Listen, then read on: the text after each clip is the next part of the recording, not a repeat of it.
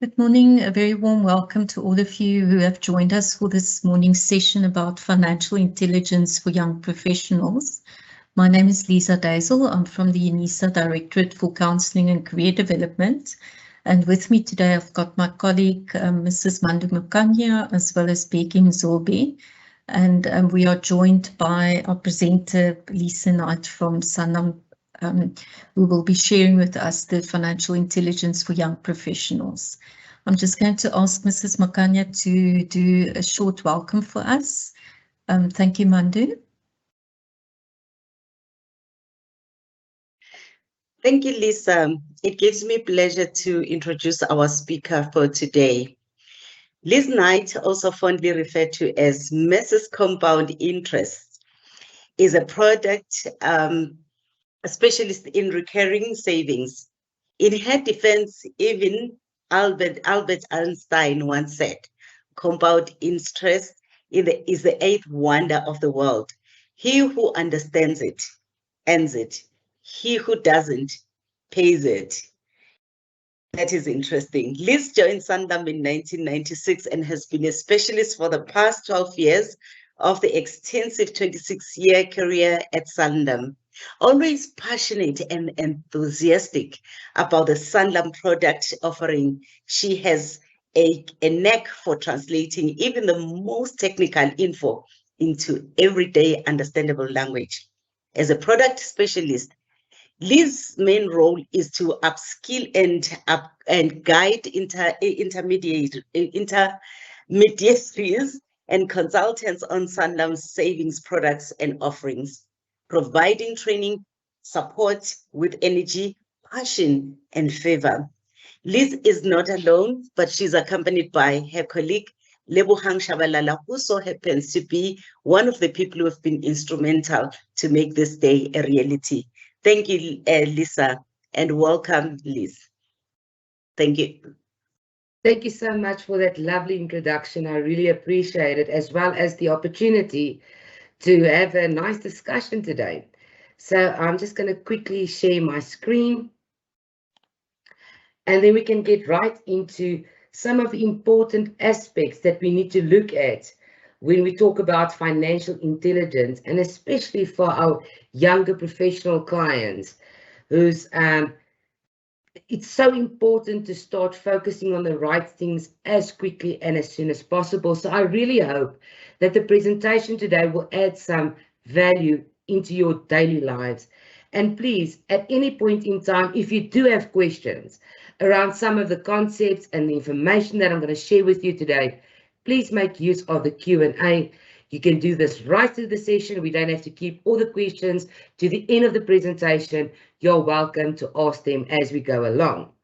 So yes, today we are going to touch on some important aspects about the right things that we need to do from a very young age and as soon as possible to just set ourselves up for not only retirement, which is still very far in the future, but for smaller things like buying a house. And what is the biggest thing that we need to do to set ourselves up for achieving these financial goals? So I'm going to start off with just a quick saying that if I work hard, I pay my taxes and I raise my family and I contribute to society, then I will be able to retire well. And this is one of society's most important social contracts. But the sad thing is, not a lot of people in South Africa can actually retire comfortably. It is quite scary when we look at the amount of people that can retire maintaining the same lifestyle pre-retirement versus post-retirement. So if we just look at the retirement reality currently in South Africa, then when we speak to people who participate in these surveys, it's the Brand Atlas survey and so forth, 49% of people who actually participate in the surveys says that they don't have a retirement plan. And then 20% says, well, we've got a vague idea or a vague retirement plan. So this contributes towards the issue that we're facing when our professional clients actually reach retirement age, is that yes, they waited too long, they didn't leverage off compound interest, they didn't speak to a professional to actually get proper advice on the retirement planning process. And this causes some issues and problems when they reach retirement age. So today we're going to look at a few principles of what we can do as early and as soon as possible to place us in a position where we will be able to retire with confidence. So everything in life is about confidence. It's living with confidence, saving with confidence, to place us in positions where we can address our goals with confidence. And that starts off with the first most important aspect, and it's to have a goal. When we talk about a goal, if we don't have a clear goal, we will miss every time. So as soon as possible, we need to sit down and determine what is our future goals. Are we planning on getting married, buying a home? Are we going to have children? Will we send those children off to university? We need university fees. So it's a lot of responsibility when we actually talk about adulting in future. So when we talk about a goal, are you certain about your retirement goal? And the sooner we start, the better off we will be.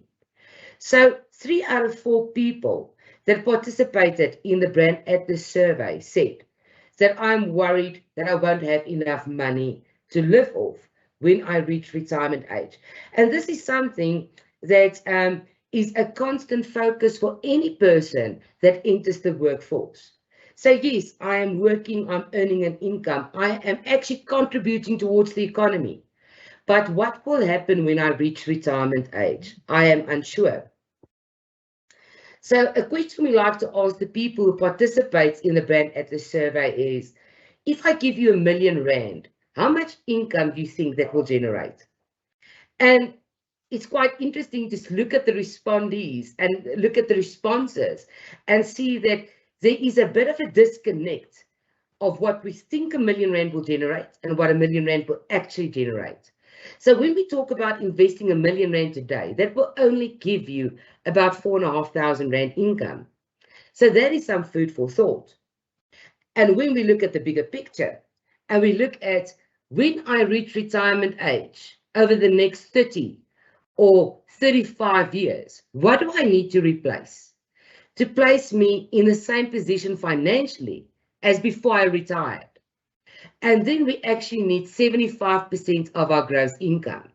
So if I earn, say, 20,000 Rand today, that's in today's terms. But what will that be in a future value? And I need to be in a position where I can actually replace 75% of my gross income when I reach retirement. So again, the earlier we start, the better off we will be. And this brings us to the second most important aspect when we talk about financial intelligence and what we need to do from a very young age to secure our financial freedom and our financial confidence. And that is to have a proper strategy. So we need to put as much effort into managing our retirement as we did into earning it.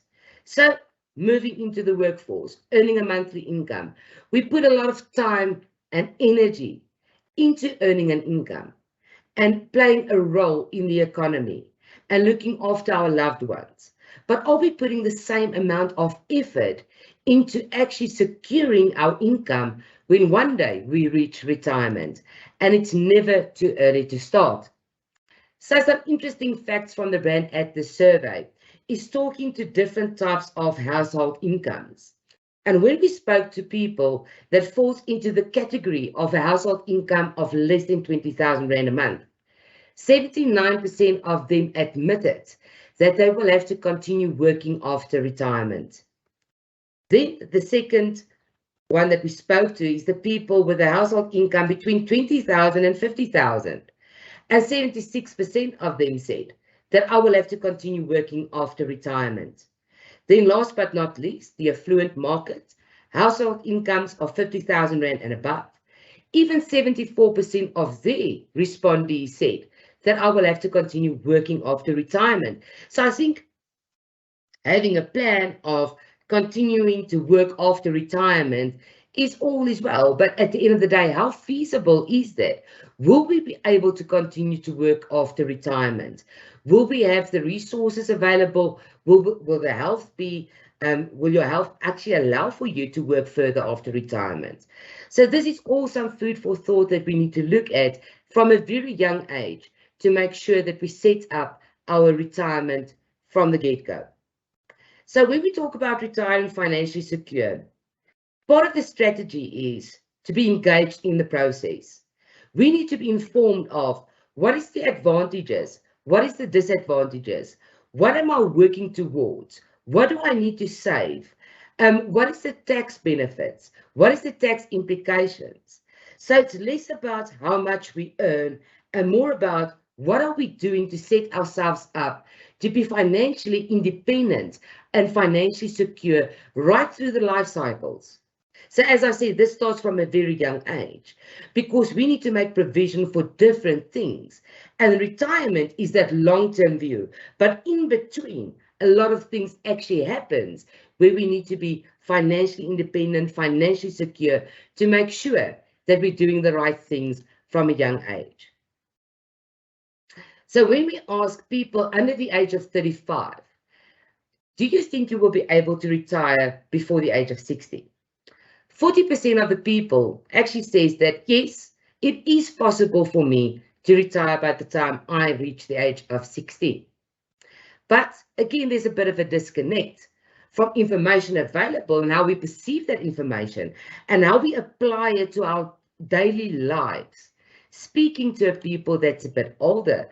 So when we speak to people above the age of 50, then they say only 9% will be able to retire by the age of 60.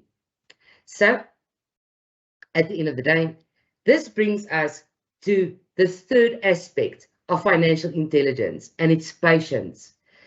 We need to have patience in our daily lives, but also from a financial perspective, there are no shortcuts to anywhere worth going. So it's putting in time, putting in the money, putting in the energy, and being patient to get a return on investment. We will never ever see a return on investment over the shorter terms and overnight because markets are volatile.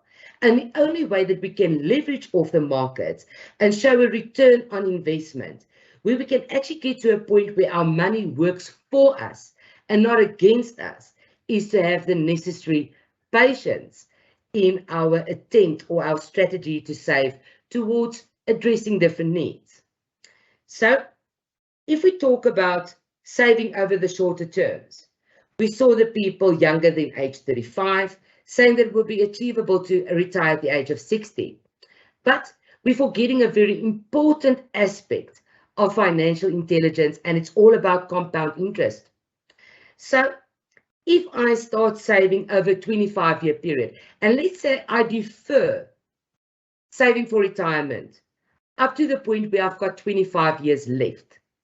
Now, in our minds, 25 years is still a very long way up to retirement. And 25 years is more than enough to make provision for retirement. And I think the easy answer to that question is no, no, no, because we are forgetting about the power of compound interest. So if I start saving at a young age, and so I'm saving over a 40-year period, then I might be able to replace 60% of my income at retirement. So 60% will be sufficient, but you won't be able to maintain the exact same lifestyle as pre-retirement. If we want to maintain the same lifestyle, I need 75% of my gross income at retirement. So we can see the disconnect. So if I am deferring saving for retirement, and I'm saying to myself, you know what, I will leave it up to the age of about 40, because 25 years is enough for me to make provision. Then I will only be able to replace 30% of my gross income. So we can see that power of compound interest. But I am a girl who loves maths, and I like to do the maths. So here's an example of the power of compound interest, because this is the magic ingredient in any form of savings and investments.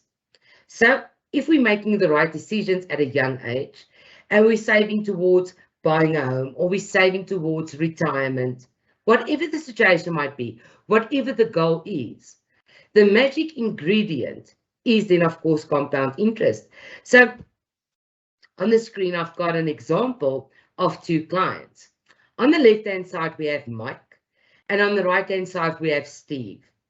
So Mike starts saving at the age of 25. So at the age of 25, Mike finished up his studies and he starts to save towards retirement.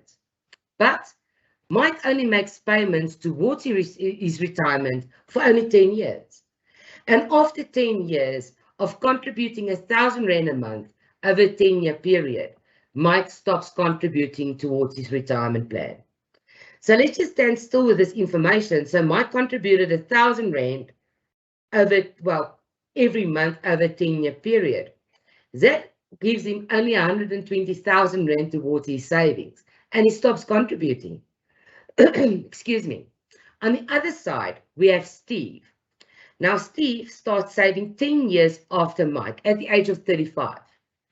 But he saves for a full 30-year term. So for 30 years, Steve contributes 1,000 Rand every month, and this 1,000 Rand increases with inflation every year. So what do you think the picture will look like at the age of 65?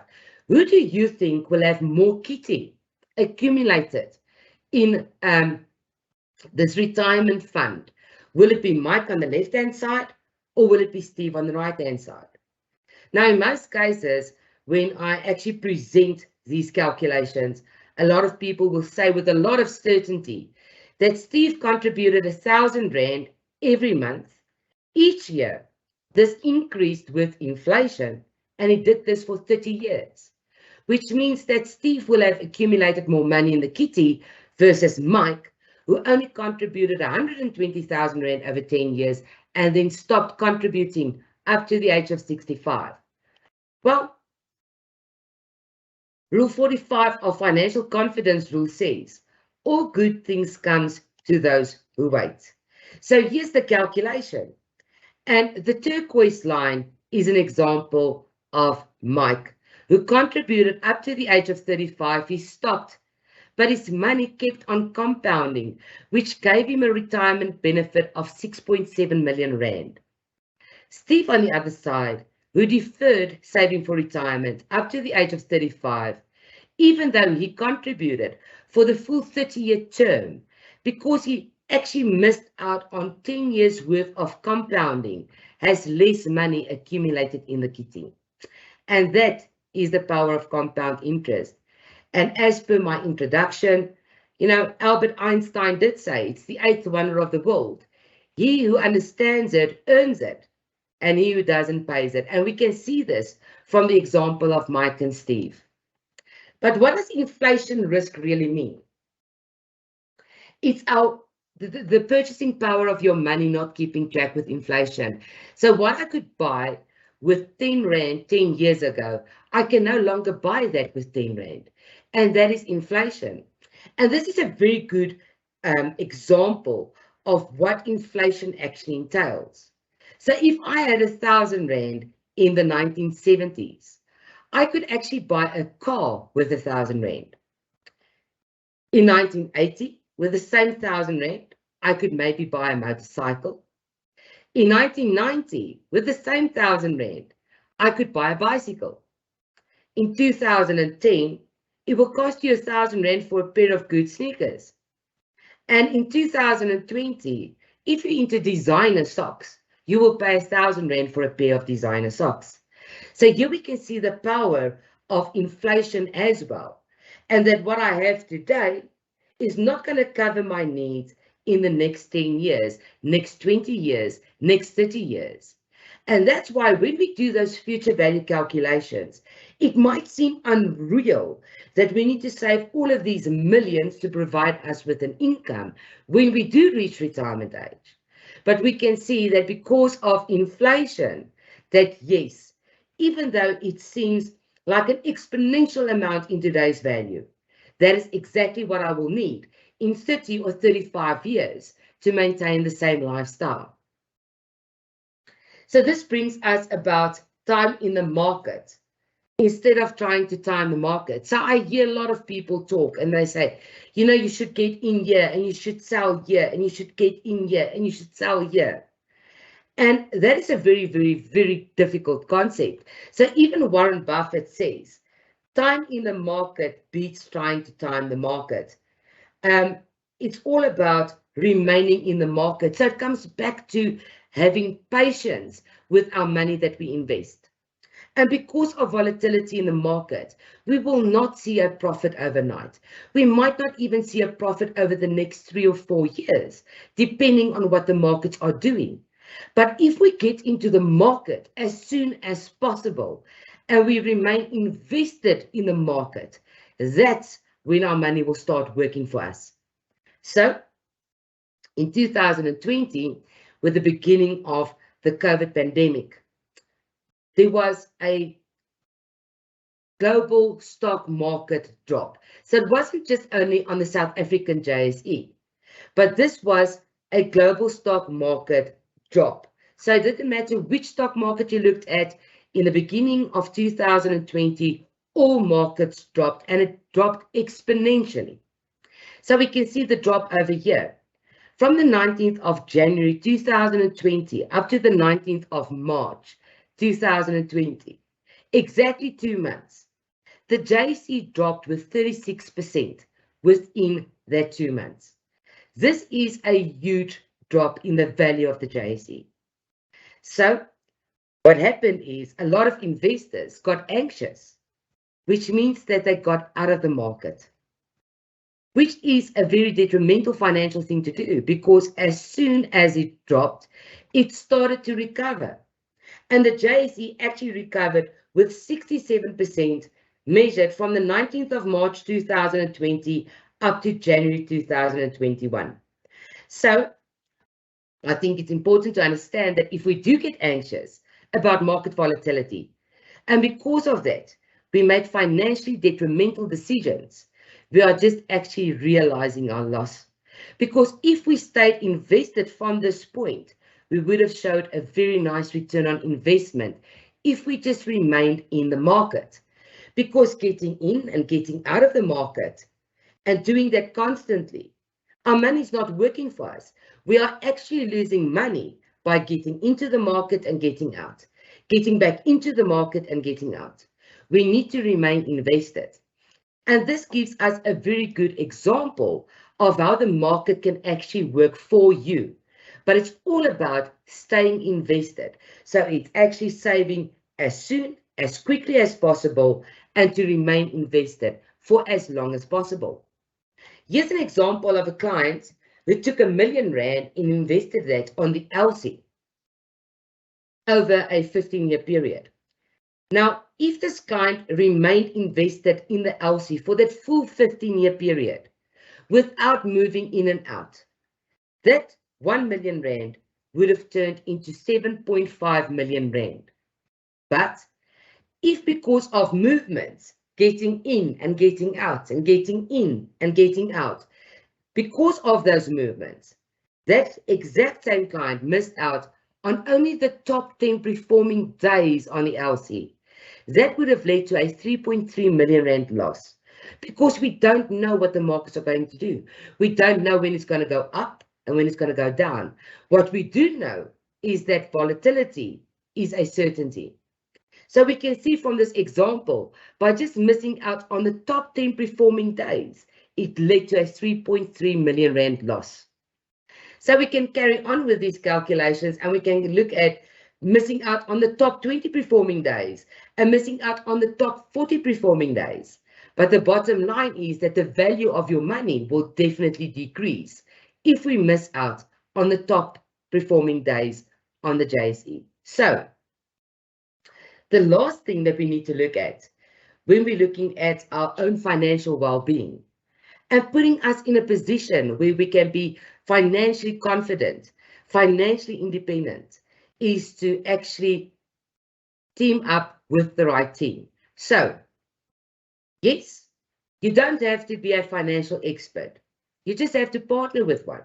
So if you choose the right partner from a very young age that can help you establish this financial portfolio to address short-term needs, to address medium-term needs and long-term needs, then we are already set in setting ourselves up for financial confidence. So it's important to understand our options. What is our options available? So each client is an individual and each person has different needs. How do we address it? So we should not leave all of these financial decisions too late. We should leverage off compound interest and growth in the markets as soon as possible and as quickly as possible. We should not defer saving. So what do we need to do when we look at a healthy budget? Well, first of all, you must have a budget on a monthly basis that shows you this is the income and this is the expenditure. That is a very, very important principle. But then before we look at what's left and deciding on spending that money, we actually need to take a portion of that and save it on a monthly basis. So we are actually supposed to save before we spend. We, generally speaking, what we do is we spend and then we save what's left after we spend the money. And it should actually be the opposite. So when I've done my budget and I've catered for all my financial needs, what is left? A percentage of that should be actually allocated toward any form of savings from a very, very young age. But if you care about it, choose someone you trust to protect it. And this is why it's important to actually partner with an expert. So here is a gamma graph that shows us the results over a certain period versus clients who makes use of a financial planner, or a client who makes use of a friend, a client who makes use of the internet, or maybe a transactional advisor. And here we can see the difference in the aggregated score versus the average of making use of a financial planner. So yes, making use of the internet, you might start out high, but then as time carries on, because you're not getting that expert advice, it can lead to losses. So the best outcome is using a financial planner as an information source who will consistently assist you with making the right financial decisions to get to the right outcome over the longer terms. So there's two certainties that face us. And these two certainties are death and taxes. So yes, we will pay taxes and we will die, and we will even pay taxes when we die. And that's why it's also important to get expert financial advice, because there is ways that we can pay less tax. So you will pay tax. That is a certainty. But there's certain things that we can do. There is tax incentives that encourage us to invest for long term. We can save on tax that's payable, which means that if we can pay less tax and we can even get benefit from tax deductibility, we can actually increase the value of our investments over time. So what do? First, we need to look at various factors. What is your age? What is your appetite for risk? And when I talk about risk is, when I start investing, do I want to invest in instruments where there's not a lot of risk, like a money market fund, for example? Well, over the shorter term, that's not a problem. But over a longer term, we need exposure to growth assets. And the only way that we can get exposure to growth assets is to be invested in equities, because equities will always outperform cash instruments over a longer term. So what is your current financial needs? What is your goals? How tax efficient is the vehicles that we look at so that you can pay less tax? Because that money can go towards actually pushing your retirement savings. It can go towards pushing your short-term goals. So yes, at the end of the day, it's very important to understand that we need to be strategic when we look at our money, because we've worked very hard to earn that money. You've studied very hard to get in a position where when you start working one day, that you're working very hard for that income. So how strategic are we with our income?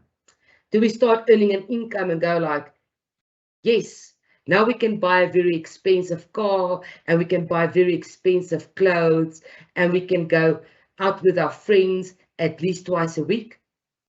Or are we strategic in dealing with our money and making sure that we are setting ourselves up not to fail from a financial perspective?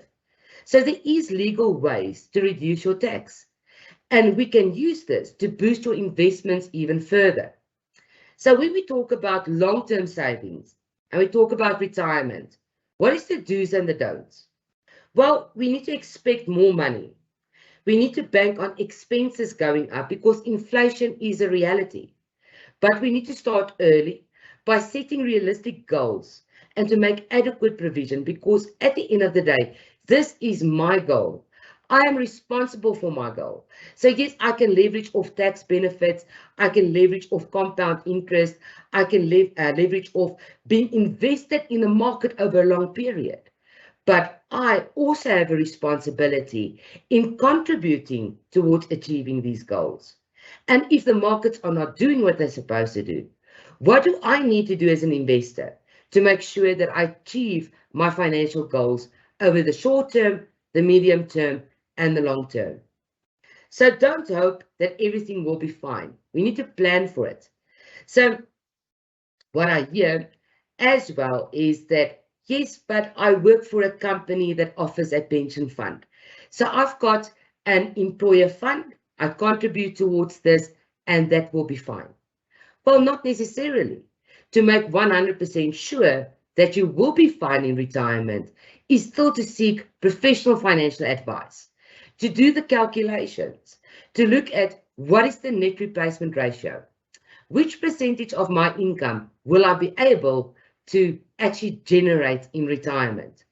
So even though retirement still sounds very far into the future, it might sound like 30, 35 years, I still have more than enough time available to me to make provision. The sooner we start, the sooner we make our money work for us, the better off we will be in retirement.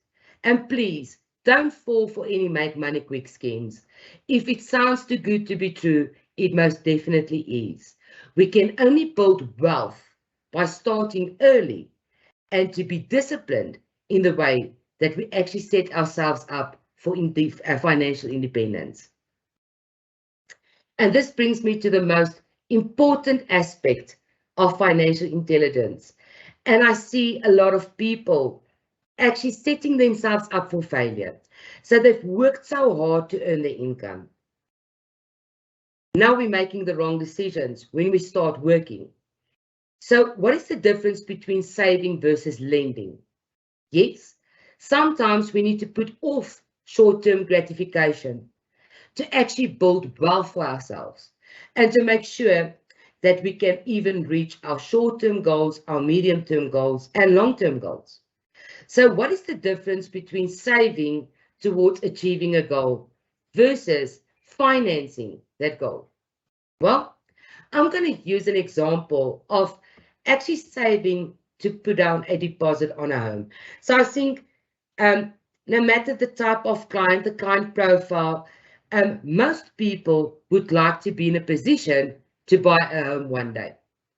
And this is where one of the biggest pitfalls actually start happening, when we don't proactively look at this goal that I would like to achieve and how will I achieve this goal. So generally speaking, when we buy a home, you need to put down a deposit.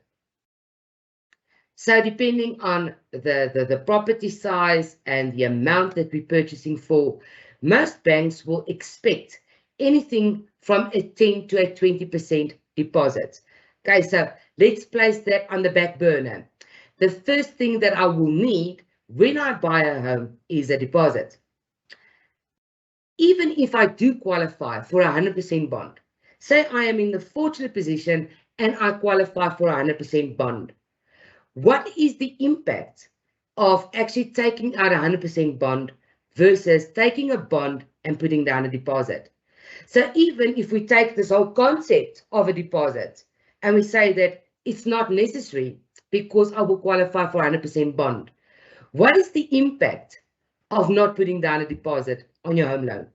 So the higher the deposit, the lower the monthly installment, and the better the interest rate. So yes, the banks will give you a better interest rate if you put down a deposit. You will have a lower monthly installment, which means that you will have more disposable cash.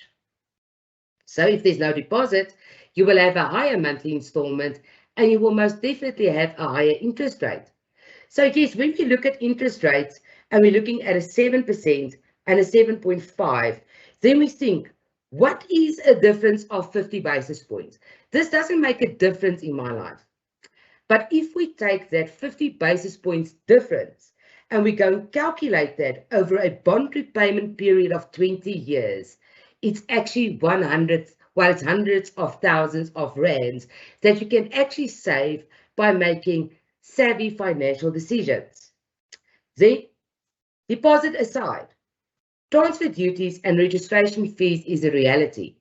You cannot finance that as part of your bond, which means that if you are planning to buy a home in the future, you need to save to pay at least the transfer duties and the registration fees. Because if you do qualify for 100% bond, and let's say you finance the transfer duties and the registration fees via overdraft facility or credit cards or personal loan, it will actually place you on the back foot when you buy a home. And it will cause a lot of financial pains as well as financial strain because it would drastically reduce your disposable income moving forward. What does the property market currently look like? So when we look at the major 5 South African regions, we can look at more or less what is the purchasing amount for the different areas. So we can see that on average, you will require about R1 million to purchase a property. Now, between 2015 and 2017, almost 330,000 millennials bought homes. So we can see that this is more or less a pressing matter for any type of client. But let's look at the impact of not putting down a deposit on a home. So here's an example of a home loan quotation. Now, in the first example, alternative A, the client is putting down no deposit. So we can see that the client actually gets an interest rate of 10.8%. This will give the client an installment of more than 8,000 Rand per month. Alternative B is only putting down a small deposit of 39,500.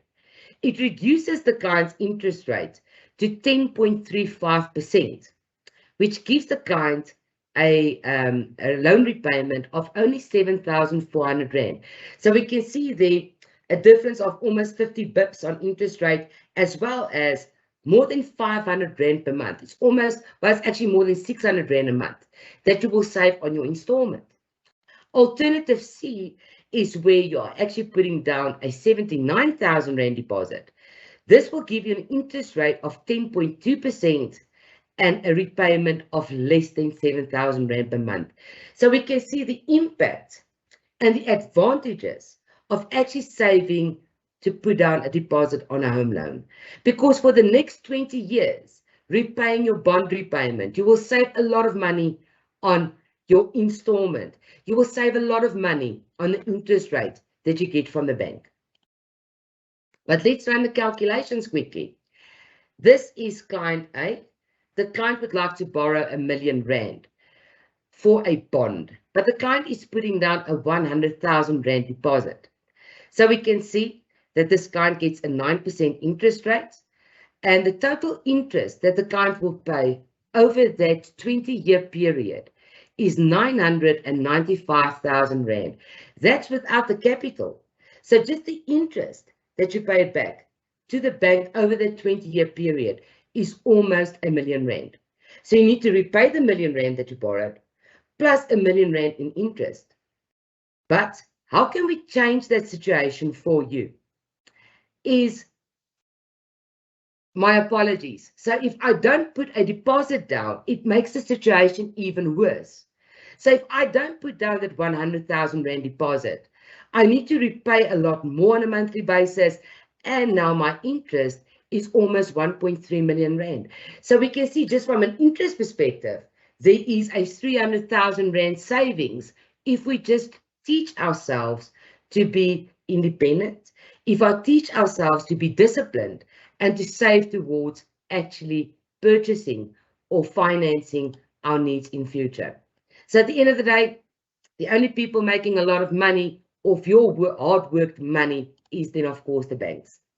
So this is a typical example of a bond and transfer cost. So we can see on top of this million rand property, you need to pay 60,000 rand for the transfer fees and the registration fees. Now, as I said earlier, that is deposit aside. We've now placed the deposit on the back burner, but the 60,000 rand is cast in stone. We need to pay that. And if we finance that, it can have a bit of an impact on our financial future moving forward. So let's look at the calculations. Here's the client who decides to put down our 100,000 rand deposit on the home loan, as well as paying the transfer fees and registration fees with cash, not financing it. So we can see at a 6% growth rate, it's going to cost about 214,000 rand. If the client wants to make provision only for the transfer fees and the registration fees, they need to save up 60,000 rand over the next 5 years. So this is a hypothetical example of you deciding to buy your own property within the next 5 years. So your option A is to start making provision for the deposit, as well as the transfer fees and the registration fees, or to at least make provision for the transfer duties and the registration fees. So let's see what you will have to save on a monthly basis to achieve one of these goals. So if you are going for the deposit and the transfer fees and registration fees, you will have to save 2,700 rand every month for 5 years, increasing with inflation. If you only want to make provision for the transfer fees and the registration fees, then you will have to save 1,000 rand every month, increasing with inflation. So if we look at this over a 5-year period, it's 2,700 rand for 5 years versus 1,500 rand for 20 years. And that's when you finance it. So that's putting you on the back foot from a financial perspective. So in conclusion, if you want to be a homeowner, the best time to start is now, and to place yourself in a financial advantage in the future. So there's the calculations.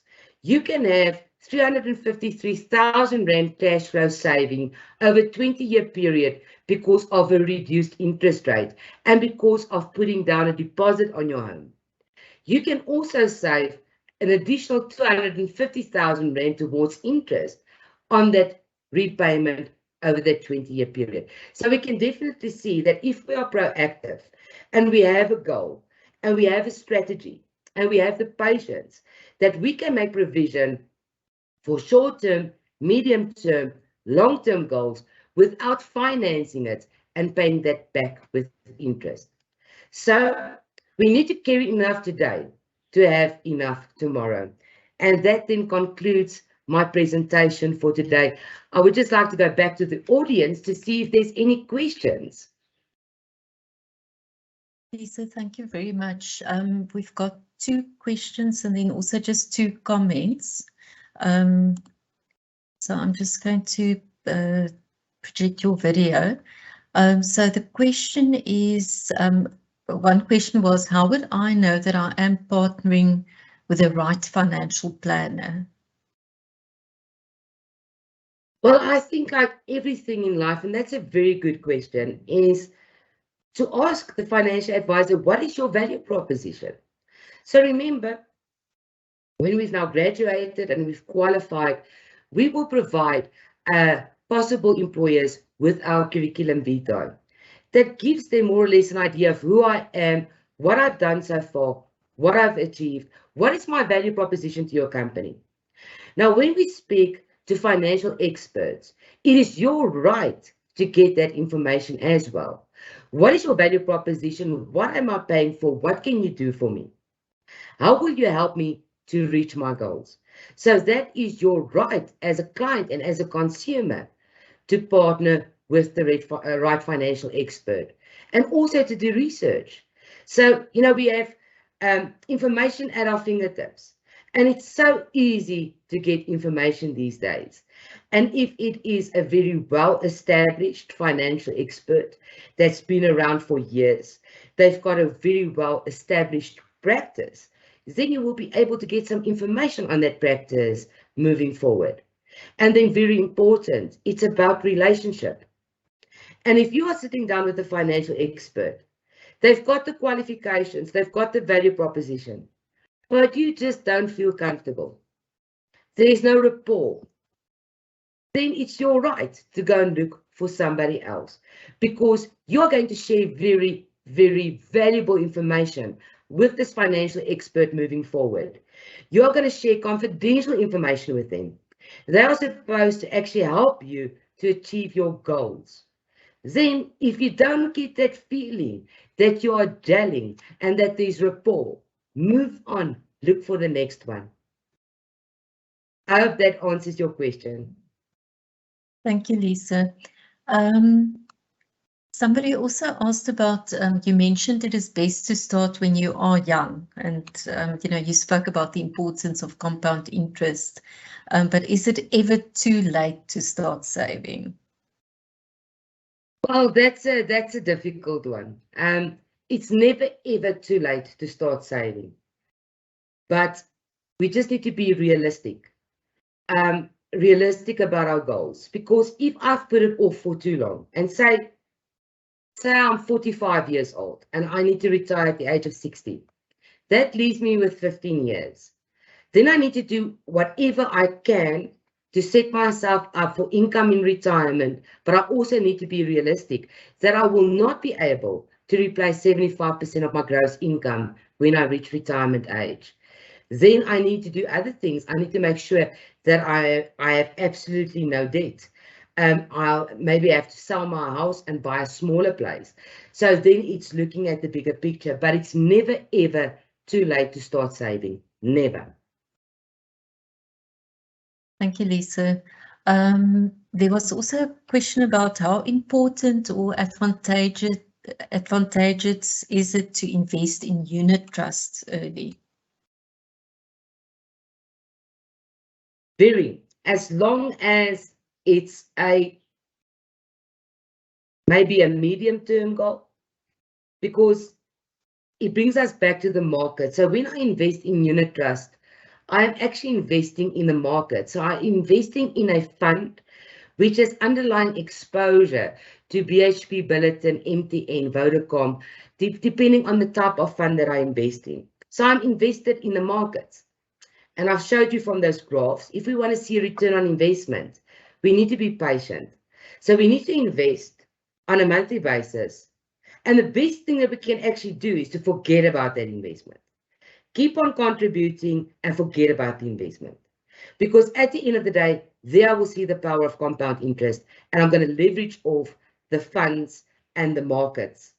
But if I want to invest over the shorter term and it's a liquidity fund, you can also use a unit trust for that. But then we need to take into consideration that I might not see a 10% growth because I didn't give the money enough time to be exposed to the markets.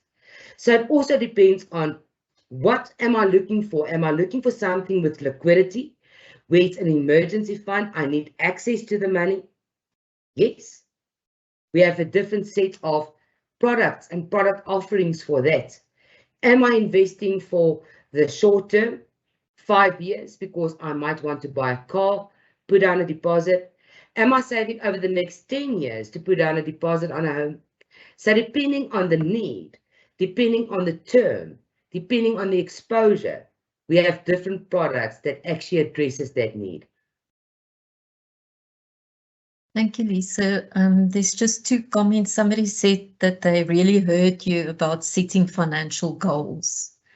So that was quite important to them. And also thank you for highlighting the importance of patience.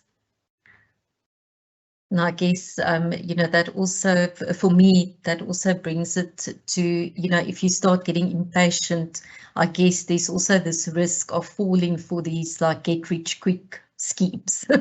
Yes. Yeah. Yes. So again, just, you know, what you spoke about, the importance of forging that connection with somebody who could assist you with, Yes. you know, all the complexities of, you know, what kind of products you need to invest in order to reach your savings goals. Yes, absolutely. It's like all the decisions we make on a general basis. You know, I don't think a lot of people will go to a hairdresser that they're not comfortable with. Or they don't have the right qualifications, or they're not doing for you what they're supposed to do. So even with financial experts, it's your right as a client to decide if you want to do business with them. And I'm so glad for those comments, because the whole purpose of positioning financial intelligence is to have a goal, to have the right strategy, and to be patient. And I'm so glad that that message came across, because then I know that I did my job well. Then I facilitated the session in such a way where those main ideas actually came through to the people attending the session. Thank you very much, Lisa. I just want to share some announcements with our people who are attending. Those were the last questions for now. Just from our side, we would love to know how you experienced today's presentation. What did you learn? What else do you need to know? So if you've got any feedback or questions or follow-up comments that you wish to make, you're welcome to send us an email to either Mrs. Mandu Makanya or myself. Our email addresses are there on the screen. We will be posting a recording of this presentation on our YouTube channel. That is at youtube.com/UNISA Careers. And then we also want to invite you to our next session, which is on Thursday, the 1st of September. And that will be about career opportunities in the media. So we will be posting more information about that and the link to the event on my UNISA, on the events calendar.